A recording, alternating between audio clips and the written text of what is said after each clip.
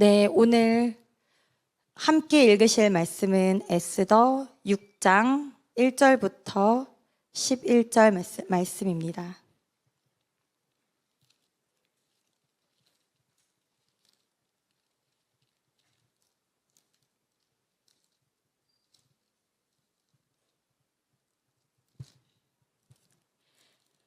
제가 가진 페이지로는 구약 756페이지에 있습니다. 1절부터 11절까지 함께 교독하겠습니다. 제가 먼저 읽겠습니다. 그날 밤에 왕이 잠이 오지 아니함으로 명령하여 역대일기를 가져다가 자기 앞에서 읽히더니 그 속에 기록하기를 문을 지키던 왕의 두 넷이 빅다나와 데레스가 아수에로 왕을 암살하려는 음모를 모르드게가 고발하였다 하였는지라. 왕이 이르되 이 일에 대하여 무슨 존귀와 관작을 모르드게에게 베풀었느냐 하니 측근 신하들이 대답하되 아무것도 베풀지 아니하였나이다 하니라.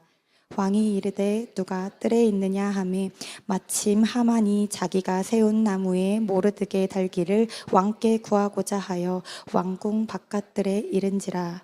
측근 신하들이 아뢰되 하만이 뜰에 섰나이다 하니 왕이 이르되 들어오게 하라 하니 하만이 들어오거늘 왕이 묻되 왕이 존귀하게 하기를 원하는 사람에게 어떻게 하여야 하겠느냐. 하만이 심중에 이르되 왕이 존귀하게 하기를 원하시는 자는 나 외에 누구리요 하고 왕께 아뢰되 왕께서 사람을 존귀하게 하시려면 왕께서 입으시는 왕복과 왕께서 타시는 말과 머리에 쓰시는 왕관을 가져다가 그 왕복과 말을 왕의 신하 중 가장 존귀한 자의 손에 맡겨서 왕이 존귀하게 하시기를 원하시는 사람에게 옷을 입히고 말을 태워서 성중 거리로 다니며 그 앞에서 반포하여 이르기를 왕이 존귀하게 하기를 원하시는 사람에게는 이같이 할 것이라 하게 하소서 하니라. 이에 왕이 하만에게 이르되 너는 내 말대로 속히 왕복과 말을 가져다가 대궐 문에 앉은 유다 사람 모르드게에게 행하되 무릇 내가 말한 것에서 조금 더 빠짐이 없이 하라. 함께 읽겠습니다. 하만이 왕복과 말을 가져다가 모르드게에게 옷을 입히고 말을 태워 성중거리로 다니며 그 앞에서 반포하되 왕이 존귀하게 하시기를 원하시는 사람에게는 이같이 할 것이라 하니라. 아멘. 네, 2026년 8월 26일 오늘 수요 위드워십 예배에 오신 성도님들을 환영합니다. 오늘을 준비하면서 저는 월요일, 화요일 더 말씀과 기도로 준비에 박차를 가할 생각이었는데요. 딱 월요일에 제가 목감기에 걸리고 막내가 옮아서 열이 39도까지 올라서 어젯밤에도 열 보초를 서고 오늘도 당연히 어린이집에는 못 가고 라이미를 하루 종일 돌보며 오늘 교회 오기 전까지도 해열제를 먹이는 상황이 펼쳐졌습니다. 참 사람의 마음대로 되지가 않더라고요. 성도님들 앞에서 첫 설교이다 보니 잘 해내고 싶은 마음이 있었는데 주님께서 보시기엔 나의 능력과 나의 준비됨이 아닌 하나님의 이름만 남는 더욱 성령님의 충만한 역사를 간구하라고 하시는 것 같습니다. 네, 이제 설교를 시작할 건데요. 초등부에서는 늘 예배를 시작하기 전에 이렇게 인사합니다. 잠깐 저를 따라해 주시겠어요? 양손을 얼굴 옆으로 올린 다음에 반짝반짝 하시죠? 반짝반짝 흔들고 샬롬 샬롬 하면서 옆 사람을 보며 옆 손들을 보면서 인사를 합니다. 함께 우리 목소리 톤도 샬롬 샬롬 아니고요. 좀 도레미파솔 톤으로 샬롬 샬롬 이렇게 한번 옆 성도님을 보며 함께 인사해 보도록 하겠습니다. 시작! 샬롬 샬롬. 네, 샬롬 샬롬. 이번에는 뒤에 있는 성도들과도 함께 샬롬 샬롬 인사해 보도록 하겠습니다. 뒤 성도를 보면서 샬롬 샬롬. 네, 샬롬 샬롬. 네, 한 주의 중간 이렇게 수요 예배를 나오신 성도님들 평안하신지요? 샬롬 샬롬. 사실 저에게 하는 말이기도 합니다. 민지야, 평안해라. 떨지 말고 담대히 평안하게 말씀을 선포해라. 사실 저는 말을 잘하는 사람도 아니고요. 기도도 잘하지 못하고 심지어 발음도 그다지 좋은 사람이 아닙니다. 그래서 안식 어리신 목사님께서 수요 예배 설교를 맡기셨을 때 덜컥 겁이 났습니다. 인간적인 마음으로 저의 마음의 소리에서는 이렇게 외치고 있었습니다. 제 남편이 목사이기에 사역 경험도 10년이 넘었으니 남편을 초청 목사로 세워달라고 해볼까? 라는 아주 연약한 생각이 스쳐 지나갔습니다. 그런데 저는 지금 초등부에서 설교를 하면서 아이들에게 이렇게 이야기하고는 했습니다. 하나님은 낮은 자를 들어 쓰시고 약할 때 강함 되시고 나의 연약한 부분이 드러날 때 비로소 하나님이 일하신다고 말입니다. 오늘 이 말씀 선포의 자리가 비로소 연약한 자를 쓰시는 하나님이 드러나는 자리이기를 소망합니다. 아멘. 네, 아멘이길 바랍니다. 저는 오늘 성도님들과 함께 이야기의 중간이라는 제목으로 말씀의 은혜를 나누어 보려고 합니다. 성도님들도 잘 아시다시피 오늘 우리가 함께 읽은 에스더서는 성경 가운데 매우 독특한 책입니다. 그 이유는 잘 알려진 것처럼 에스더서 전체에 하나님의 이름이 단 한 번도 직접 등장하지 않기 때문입니다. 창세기에서는 아브라함을 부르시는 하나님을 발견할 수 있고요. 출애굽기에서는 하나님께서 모세에게 나타나실 뿐만이 아니라 홍해를 가르는 기적 또한 직접 보이십니다. 여호수아서에서는 요단강을 멈추시고 사사기에서는 사사들을 세우시고 사무엘서에서는 선지자를 통해 말씀하십니다. 그런데 오늘 에스더서에서는 그런 장면이 없습니다. 하나님께서 에스더에게 나타나 내가 너를 왕으로 세운 이유가 이거야 라고 말씀하지 않으십니다. 모르드게에게도 걱정하지 말아라. 내가 하만의 계획을 뒤집을 거야 라고 말씀하시지도 않습니다. 당연히 선지자도 등장하지 않고 하늘의 음성도 들리지 않습니다. 홍해가 갈라지는 것과 같은 기적 또한 당연히 없습니다. 정말로 하나님이 보이지 않습니다. 그런데 역설적이게도 에스더서를 마지막까지 읽고 나면 우리는 오히려 질문하게 됩니다. 정말로 하나님께서 계시지 않으셨던 걸까? 라고 말입니다. 그리고 우리는 알 수 있습니다. 오히려 하나님의 이름이 보이지 않는 모든 장면에서 하나님의 손길이 있었다는 사실을요. 먼저 사진을 보면서 에스더의 배경을 한번 살펴보도록 하겠습니다. 에스더서는 1차와 2차 포로 귀환 시기 그 중간에 바사 제국 페르시아에서 있었던 일입니다. 또 다른 포로 귀환 시대의 역사서인 에스라 느헤미야와 달리 이방 제국 곳곳에서 흩어져 살고 있던 디아스포라 유대 공동체의 이야기입니다. 그래서 에스더서는 이 페르시아 바사 제국을 다스렸던 아하수에로의 이야기로 시작하고 있습니다. 이 사진이 바로 1장 1절에 나와 있는 아하수에로가 인도에서 구스까지 127지방을 다스렸다고 말하는 그 지역입니다. 굉장히 넓죠. 정말 큰 제국입니다. 성도님들, 이 에스더서 1장만 읽고 이 지역을 바라보면 누가 이 세상의 주인처럼 보이십니까? 네, 아하수에로인 것처럼 보입니다. 하나님이지만 우리는 지금 아하수에로라고 말을 해야 합니다. 네, 그에게는 권력이 있고 군대가 있고 부가 있습니다. 그의 명령 하나가 제국 전체에 전달됩니다. 그리고 3장에 이르면 또 한 사람이 등장합니다. 바로 하만이죠. 하만은 왕의 신임을 얻고 높은 자리에 오릅니다. 왕의 반지를 받아 자신의 뜻을 제국의 법으로 만들 정도의 권력을 갖습니다. 그러니 눈에 보이는 것만 놓고 보면 아하수에로가 왕이고 하만이 역사를 움직이는 사람처럼 보입니다. 그런데 에스더서는 우리에게 계속 질문하고 있습니다. 정말 이 사람들이 이 세상 역사의 주인인가? 오늘 본문은 그 질문에 아주 놀라운 방법으로 답하고 있습니다. 첫 번째 대지 함께 읽도록 하겠습니다. 시작. 그날 밤에 보이지 않는 하나님. 오늘 본문은 이렇게 시작하고 있습니다. 그날 밤에 왕이 잠이 오지 아니하므로. 에스더서 6장 1절입니다. 여기서 중요한 표현은 그날 밤에입니다. 그러면 어떤 날 밤일까요? 우리는 바로 앞에 5장 14절을 보아야 합니다. 함께 읽도록 하겠습니다. 그의 아내 세레스와 모든 친구들이 이르되 높이가 50규빗이 되는 나무를 세우고 내일 왕에게 모르드게를 그 나무에 매달기를 구하고 왕과 함께 즐거이 잔치에 가소서 하니 그 말을 좋게 여기고 명령하여 나무를 세우니라. 아멘. 네. 하만은 지금 모르드게 때문에 분노하고 있었습니다. 왕후 에스더의 잔치에 왕과 함께 초대받을 정도로 높은 자리에 올랐지만 모르드게가 자신에게 절하지 않는다는 사실 하나 때문에 자신이 가진 모든 것을 기뻐하지 못합니다. 그러자 하만의 아내 세레스와 친구들이 제안합니다.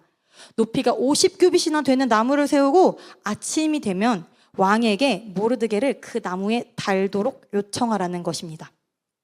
에스더서는 5장 마지막을 이렇게 끝냅니다. 하만이 그 말을 좋게 여기고 명령하여 나무를 세우니라.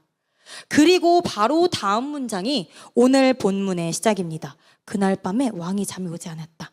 성도 여러분, 이 두 문장 사이에 긴장감을 느껴볼 필요가 있습니다. 하만은 모르드게를 달 나무를 준비했고 이제 반만 지나면 됩니다. 아침이 되면 왕에게 나아가 모르드게를 죽일 허락만 기다리고 있습니다. 인간적인 시선으로 보면 모르드게의 운명은 하만에 의해 거의 결정된 것처럼 보입니다. 그런데 바로 그날 밤 왕이 잠을 이루지 못합니다. 성경은 왕이 왜 잠들지 못했는지 구체적으로 설명하지 않고 있습니다. 걱정이 있었는지, 몸이 불편했는지, 또는 그냥 우연히 잠이 오지 않았는지 말하지 않습니다. 그저 한 문장, 왕이 잠이 오지 아니하므로 이렇게 기록하고 있습니다. 여기에서 에스더서의 특징이 드러납니다. 하나님께서 왕이 잠을 어떻게 했다는 기록은 없습니다. 그러나 이 한 번의 불면이 앞으로 일어날 모든 역전의 출발점이 됩니다. 사랑하는 성도 여러분, 성경을 읽다 보면 하나님께서는 언제나 홍해를 가르는 방식으로만 일하지 않으신다는 것을 발견합니다. 에스더 1장에서는 아하수에로가 왕처럼 보였고 3장에서는 하만이 모든 것을 결정하는 것처럼 보입니다. 그러나 6장에 이르면 깨닫기 시작합니다. 보이는 왕 뒤에 보이지 않는 더 큰 하나님이 계신다는 사실을 말입니다. 하나님께서는 자신의 이름을 한 번도 직접 드러내지 않으시면서도 역사를 움직이고 계셨습니다. 이것이 바로 하나님의 섭리입니다. 우리는 하나님의 역사를 생각하면 기적을 먼저 떠올립니다. 홍해가 갈라지고 만나가 내리고 불이 하늘에서 떨어지고 병든 사람이 고침을 받는 것. 물론 하나님은 그렇게 일하십니다. 그러나 하나님은 때로나 너무나 평범한 일들을 통해서도 자신의 뜻을 이루시는 분이십니다. 한 사람이 잠들지 못하는 밤, 누군가가 우연히 꺼내든 책, 오래전에 기록된 한 줄의 기록, 그리고 누군가가 조금 일찍 도착한 아침, 그 모든 것이 하나님의 섭리 안에서 사용될 수가 있습니다. 에스더와 모르드게는 정작 이 모든 일들을 알지 못한다 하더라도 그들이 보지 못하고 있는 바로 그 순간에도 하나님께서는 일하고 계셨습니다. 에스더서는 이처럼 우리의 시선과 하나님의 섭리를 구별하도록 가르쳐 줍니다. 내 눈에 하나님의 일이 보이지 않는다는 것은 내가 지금 보지 못한다라는 사실을 말해줄 뿐이지 하나님께서 지금 아무것도 하지 않고 계신다라는 사실은 증명하지 못합니다. 그러므로 우리는 기억해야 합니다. 내가 하나님께서 일하시는 것을 보지 못하는 것과 하나님께서 일하시지 않는 것은 전혀 다른 문제라는 사실을요. 시편 121편에서는 이렇게 고백합니다. 이스라엘을 지키시는 이는 졸지도 아니하시고 주무시지도 아니하시리로다. 아멘. 졸지도 주무시지도 않으시며 우리를 지키시는 분이 언제나 우리와 항상 함께 하시며 그분의 섭리 안에서 우리를 인도하고 계신다는 사실을 기억하시기 바랍니다. 아멘. 두 번째 대지 함께 읽도록 하겠습니다. 시작.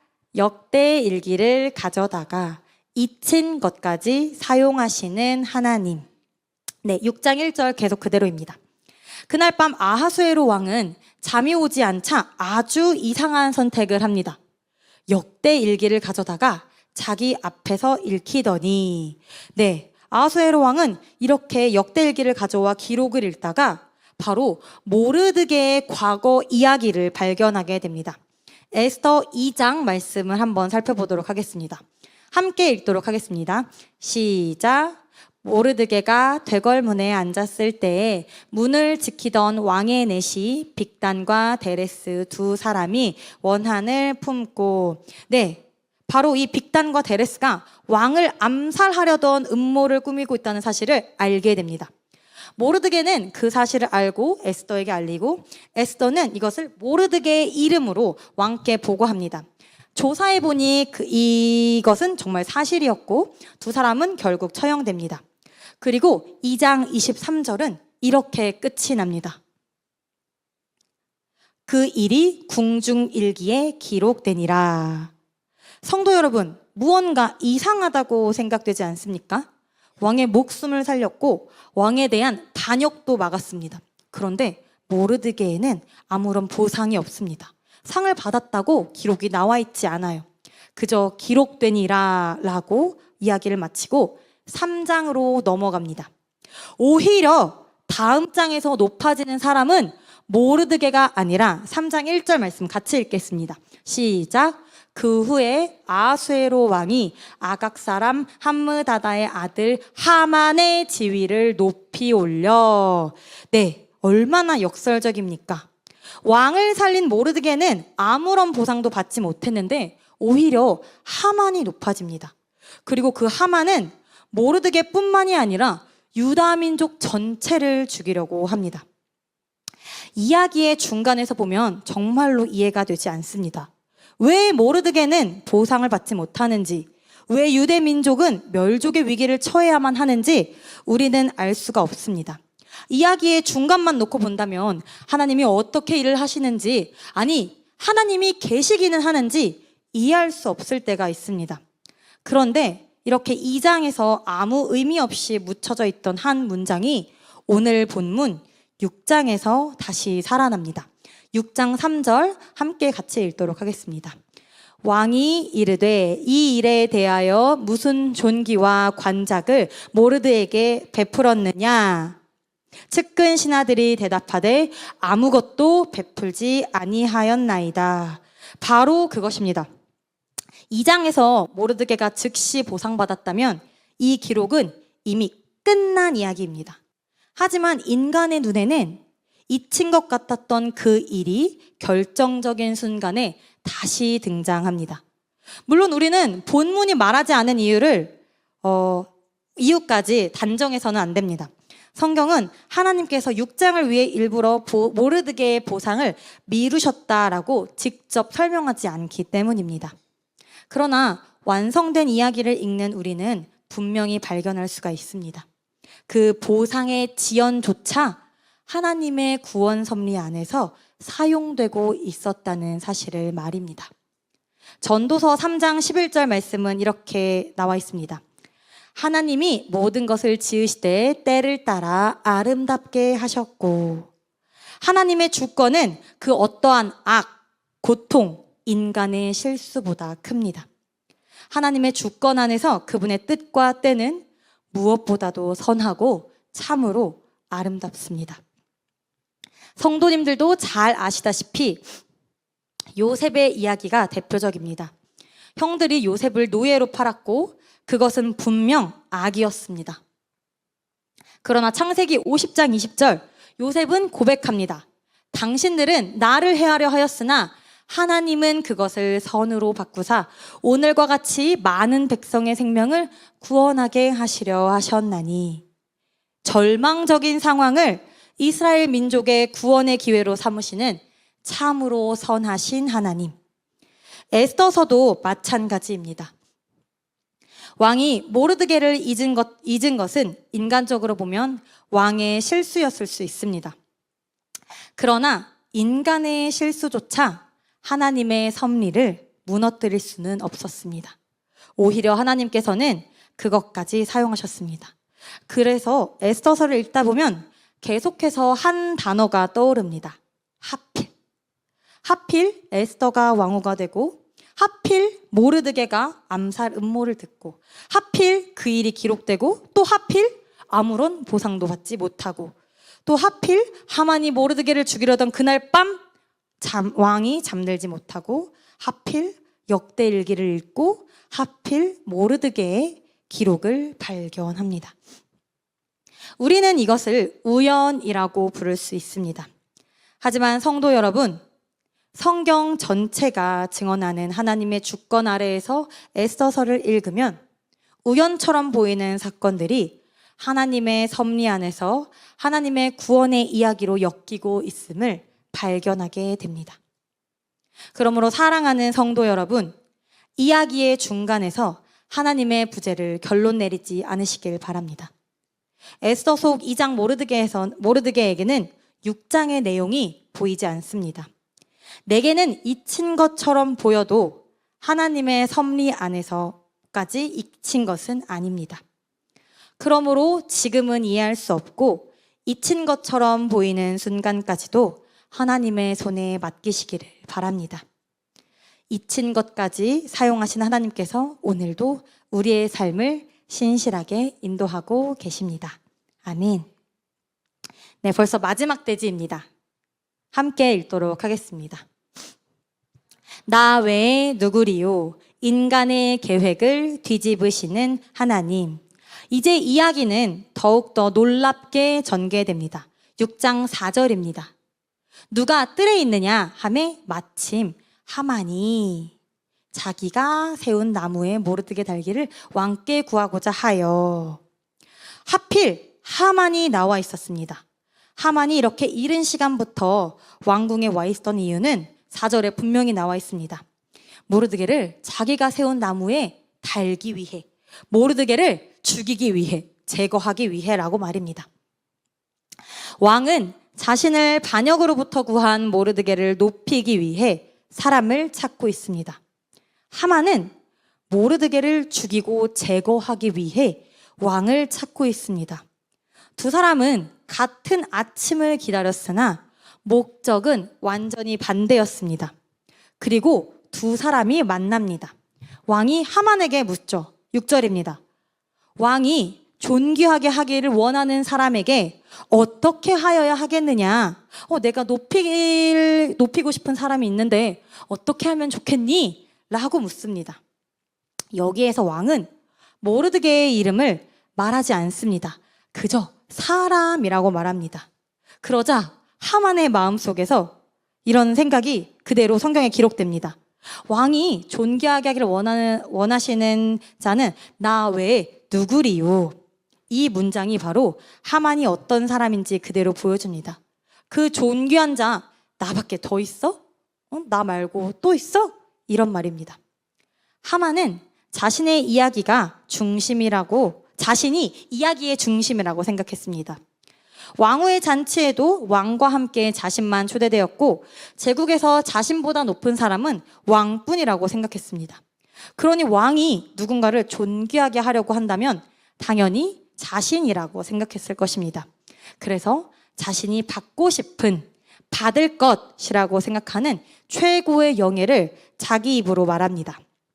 왕복을 입히고 왕이 타는 말에 태우고 왕의 관을 씌우고 왕의 가장 존귀한 신하가 그 말을 끌고 거리로 다니며 외치게 하라는 것입니다. 그리고 10절에서 왕이 말합니다. 너는 네 말대로 속히 왕복과 말을 가져다가 백월문에 앉은 유다 사람 모르드게에게 행하되 내가 말한 것에서 조금도 빠짐이 없이 하라. 아멘. 이 장면이 에스더서가 보여주는 가장 놀라운 역설 가운데 하나입니다. 모르드게를 죽이려고 왕궁에 찾아온 하만이 자기 입으로 모르드게가 받을 영예를 결정하고 또 모르드게를 가장 낮은 자리로 끌어내리려고 했던 그 하만이 직접 모르드게의 시중을 들게 된 것입니다. 여기서 잠깐 이 대목에서 우리는 하만과 모르드게의 갈등을 조금 더 멀리 바라볼 필요가 있습니다. 에스더 2장 5절은 모르드게를 소개하면서 굳이 베냐민 자손이며 기스와 연결된 사람이라고 기록합니다. 그리고 에스더 3장 1절은 하만을 계속해서 아각 사람이라고 소개합니다. 성경을 많이 읽으신 우리 성도님들께서는 이 두 표현을 읽고 어떤 성경이 떠오르시나요? 아마 사무엘서가 떠오르실 겁니다. 이스라엘의 초대왕 사울은 베냐민 사람 기스의 아들이었고, 사무엘상 15장에서 사울이 싸워야 했던 아말렉 왕이 바로 아각이었습니다. 그런데 이 갈등은 사울 시대보다도 훨씬 오래되었다는 사실을 알고 계실 겁니다. 출애굽기 17장에서 이스라엘이 출애굽하여 광야를 지나갈 때 아말렉 족속이 이스라엘을 공격하였고, 여호와 하나님은 아말렉과 더불어 대대로 싸우리라고 말씀하셨습니다. 그래서 사무엘상 15장에서 하나님께서는 사울에게 아말렉을 심판하라고 명령하십니다.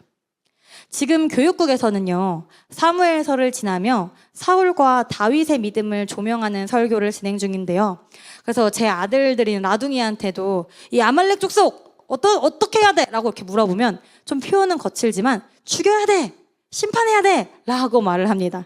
그리고 근데 사울은 어떻게 했어? 라고 또 물어보면 다 안 죽였네, 예배 드리려고 좋은 것만 빼놨네, 사울은 참 말을 안 듣네 라면서 양쪽에서 두 아이가 침을 튀기면서 설명을 하려고 합니다. 네, 이 아이들도 아는 사실. 그런데 사울은 그 사실을 알지 못하고 온전히 순종하지 않았습니다. 그리고 아각을 살려두었죠. 그리고 오랜 시간이 흐른 에스더서에서 다시 그 두 사람을 우리 앞에 세웁니다.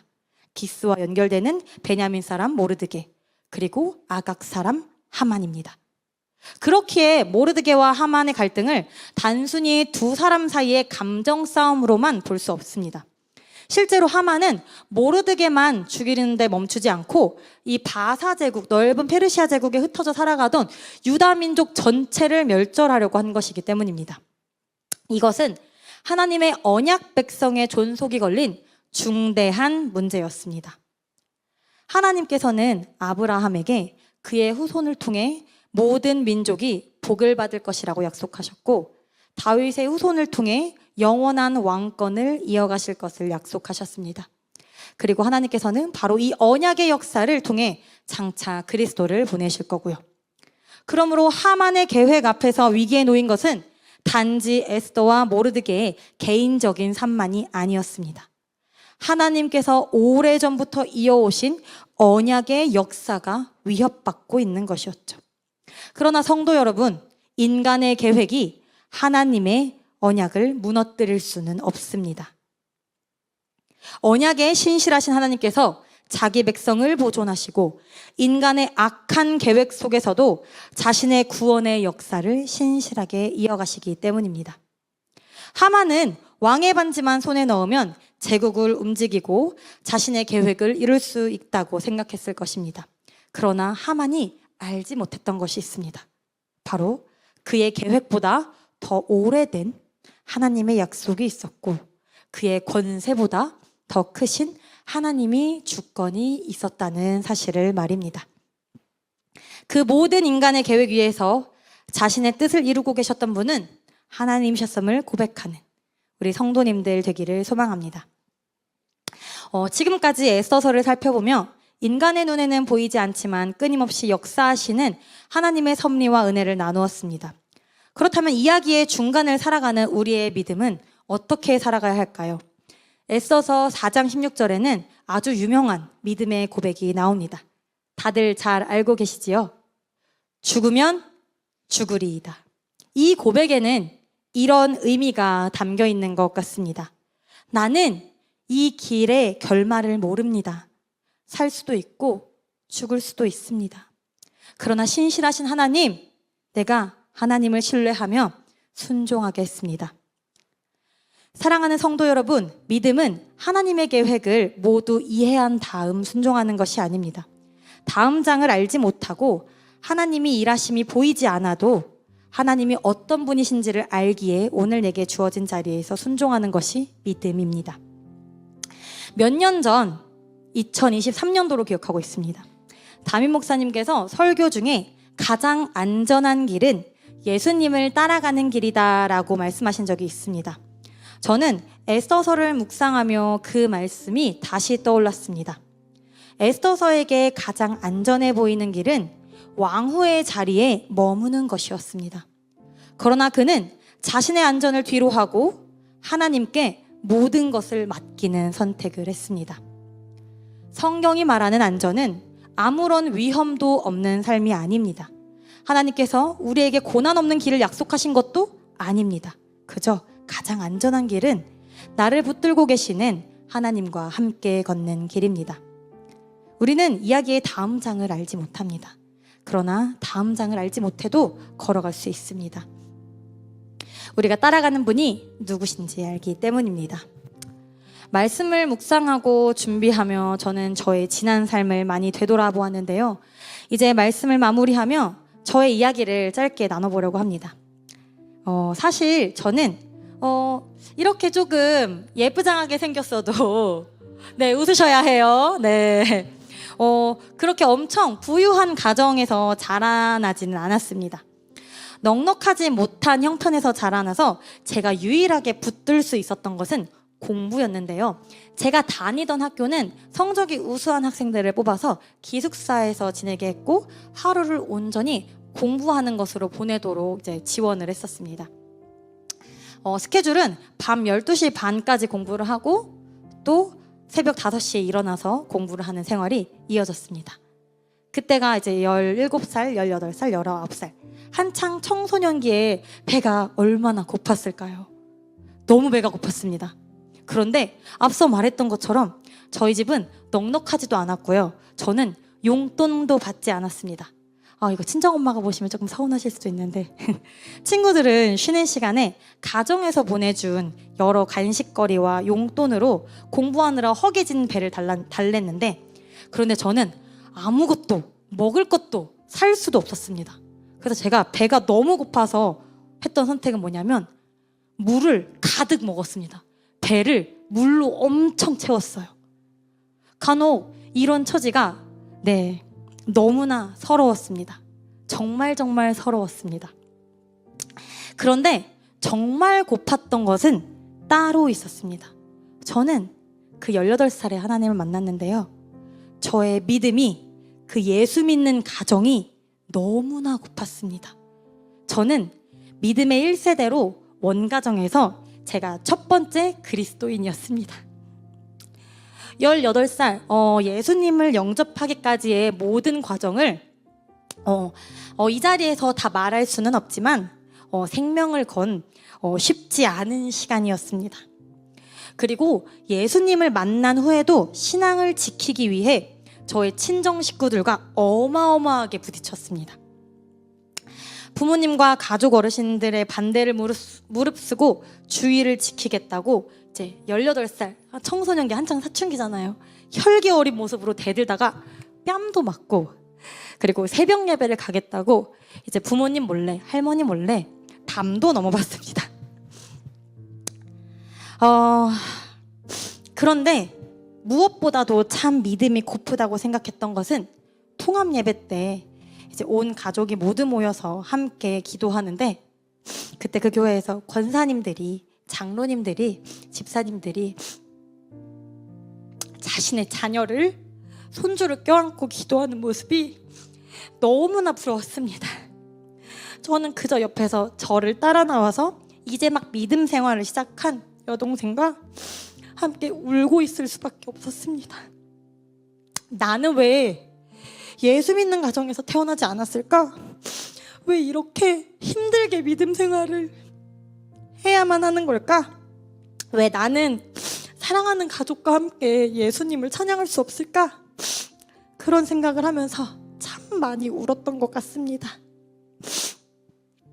그때 저는 그 시간이 제 삶에 어떤 의미가 있는지 알지 못했습니다. 그저 믿음이 고팠고 하나님을 더 알고 싶었고 다른 가족들은 함께 믿음을 나눌 가족이 있다는 것이 그저 너무 부러웠습니다. 그런데 지나고 보니 하나님께서는 그 갈급함마저도 사용하고 계셨습니다. 그 마음이 저를 더욱 하나님 앞으로 나아가게 했고, 말씀을 붙들게 했고, 교회 공동체 안에서 믿음을 배우고 자라게 했습니다. 그리고 지금 돌아보면 참 감사하게도 하나님께서는 그렇게 원했던 제가 사랑하는 남편과 새 아들을 허락하시고 함께 예수님을 믿고 예배하는 예수 믿는 가정을 드디어 이루게 하셨습니다. 그리고 오늘은 또 이렇게 하나님의 말씀을 전하는 귀한 자리에도 세워주셨습니다. 그때 저는 하나님께서 무엇을 하고 계셨는지 알지 못했습니다. 하지만 하나님께서 아무것도 하고 계시지 않았던 것은 아니었습니다. 앞으로의 이야기를 알 수 없기에 그저 하루하루 하나님을 찾으며 그 시간을 지나왔습니다. 그리고 이제서야 조금씩 깨달았습니다. 제가 하나님을 보지 못했던 것이지 항상 하나님은 저와 동행하고 계셨습니다. 제가 오늘 훌쩍이면서도 저의 이야기를 나눈 것은 제 삶이 특별했기 때문이 아닙니다. 오늘 이 자리에 있는 우리 성도님들 모두가 저마다의 이야기의 중간을 살아가고 있기 때문에 이 말씀을 나누고 싶었습니다. 지금 성도님들 삶에도 아직 결론이 나지 않은 장면들이 있을까요? 오래도록 응답받지 못한 기도가 있을 수도 있고, 자녀와 건강, 관계와 경제적인 문제일 수도 있습니다. 어쩌면 누구에게도 말하지 못한 채 오랫동안 하나님 앞에서만 가지고 나아가는 문제가 있을지도 모릅니다. 그런 시간을 지나며 우리는 묻습니다. 하나님, 왜 하필 접니까? 하나님, 도대체 언제까지입니까? 하나님, 정말 일하고 계십니까? 애써서는 그 모든 왜에 대답해 주진 않습니다. 우리가 겪는 모든 일의 이유를 설명해 주지도 않고, 결국 모든 일이 우리가 원하는 모습으로 해결될 것이라고 약속하지도 않습니다. 그러나 한 가지 분명히 보여줍니다. 이야기의 중간에서도 하나님은 여전히 하나님이십니다. 여전히 일하십니다. 여전히 함께 하십니다. 우리는 앞으로 무슨 일이 일어날지 모릅니다. 지금의 기도가 어떻게 응답될지도 모르고요. 그러나 앞으로 일어날 일을 다 알지 못한다 해도 우리와 함께 하시는 하나님이 어떤 분이신지 압니다. 그러므로 사랑하는 성도 여러분, 이야기의 중간에서 하나님의 부재를 결론 내리지 않길 바랍니다. 아직 보이지 않아도 하나님을 신뢰하시기를 바랍니다. 아직 이해되지 않아도 오늘 주어진 이 자리에 하나님께 순종하시기를 바랍니다. 그리고 우리의 이야기를 신실하게 붙들고 계시는 하나님과 함께 오늘 우리에게 주어진 한 걸음을 걸어가시기를 바랍니다. 오늘 성도님들과 함께 해서 함께 고백하고 싶은 찬양을 가지고 왔습니다. 욥의 고백이라는 찬양인데요, 절망적인 상황 가운데에서도 내가 오직 주만 바라보게 해달라고, 주만 보게 해달라고 하는 가사입니다. 하나님이 보이지 않는 상황에도 언제나 우리를 이끄시는 하나님을 바라보게 해달라는 믿음의 마음 담아 우리 함께 찬양하도록 하겠습니다.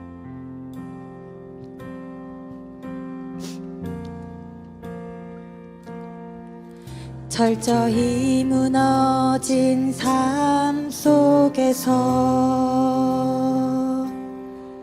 하나님 나에게 역사하시고 믿음의 시선을 허락하사 주를 주목하게 하시네. 때로는 견디기 힘들 때도 하나님 언제나 함께 하시며 은혜와 진리에 성령 주사 주만 바라보게 하시네. 내가 봅니다. 영원한 주를 봅니다. 귀로만 들었으나 이젠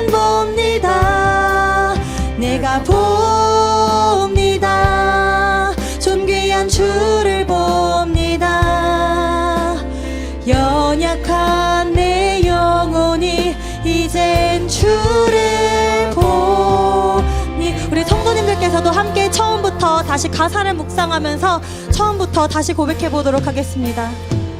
철저히 무너진 삶 속에서 하나님 나에게 역사하시고 믿음의 시선을 허락하사 주를 주목하게 하시네. 때로는 견디기 힘들 때도 하나님 언제나 함께 하시며 은혜와 진리의 성령 주사 주만 바라보게 하시네. 내가 봅니다. 존귀한 주를 봅니다. 귀로만 들었으나 이젠 봅니다. 내가 봅니다. 영원한 주를 봅니다. 연약한 내 영혼 주를 바라봅니다. 내 영혼이 이젠 주를 다시 한번 주를 봅니다. 내가 봅니다. 존귀한 주를 봅니다.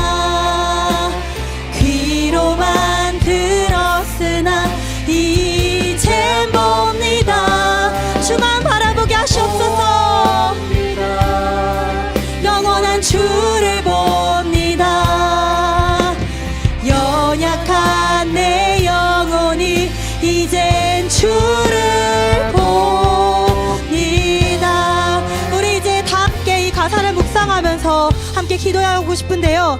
혹시 아직 끝나지 않은 나의 이야기가 있다면 온전히 주님께 맡겨드리고 이야기의 중간을 지나고 있는 우리의 삶 속에서 온전히 역사하시는 하나님만 바라보게 해달라고, 그 계획 가운데 그 섭리 가운데 내가 온전히 주님 앞에 순종하게 해달라고 함께 기도합시다. 아직 응답받지 못한 기도에도 계속된 기다림에도 누구에게도 말하지 못한 그 모든 것조차도 올려드리는 내가 해달라고 되게 기도합시다. 그리고 두 번째로 우리의 믿음의 시선을 위하여 기도하셨으면 좋겠습니다. 우리는 연약합니다. 우리는 죄인입니다. 그래서 때로는 절망하고 괴로워합니다. 그러나 아버지, 우리의 영안을 열어서 하나님께 우리의 시선을 돌려 언제나 우리 삶 가운데 역사하시고 그 삶 가운데 우리를 미리 예비하신 그 길 따라 정말 우리 앞서가시는 우리 주만 바라보게 해달라고, 주만 따르게 해달라고 우리 주의 이름 세 번 외치고 함께 기도하겠습니다. 주여, 주여, 주여. 하나님, 우리는 그 다음 장을 알지 못합니다. 아버지, 우리는 계속해서 이야기의 중간을 나아가고 있습니다.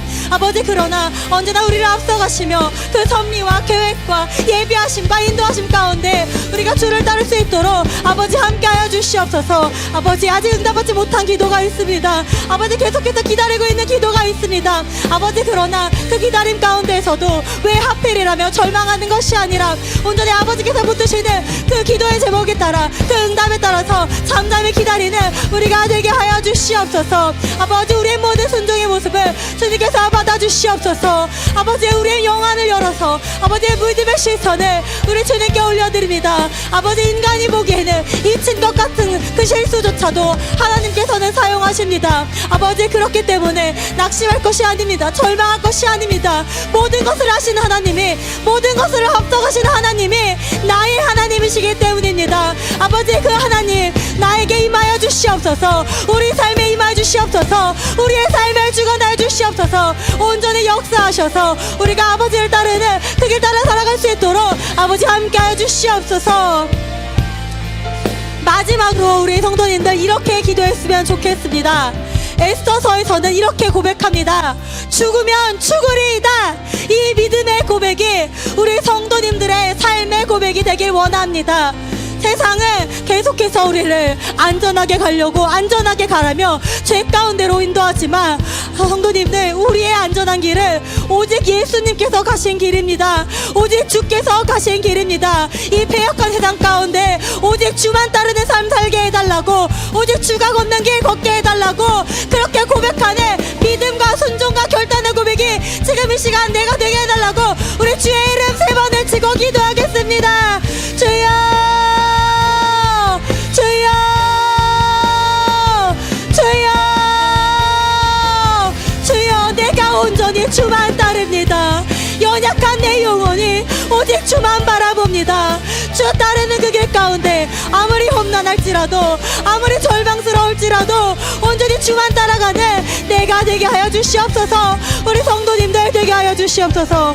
온전히 주님께 맡겨드리는 우리의 삶을 주님께서 받아주시옵소서. 아버지, 우리는 아무것도 모르지만 가장 우리의 앞서가신 하나님을 우리가 알고 있습니다. 전지전능하신 우리 하나님을 내가 믿습니다.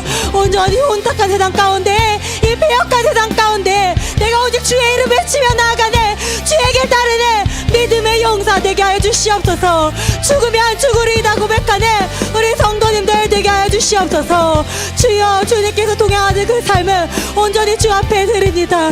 내가 계속해서 이 삶 가운데 이 고백이 정말 내 삶의 고백이 되기 원합니다.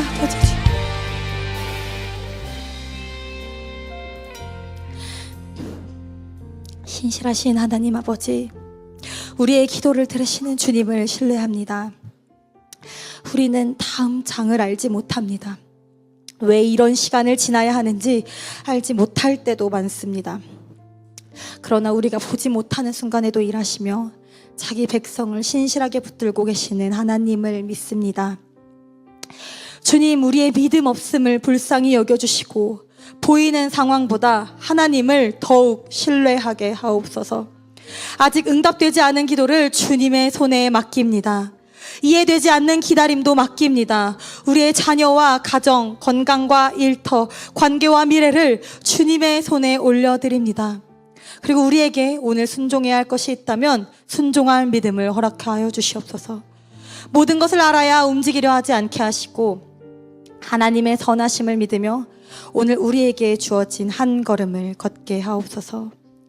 가장 안전한 길은 주님을 따라가는 길임을 믿습니다. 우리의 남은 삶도 신실하신 주님의 손에 맡겨드리며 예수 그리스도의 이름으로 기도드립니다. 아멘.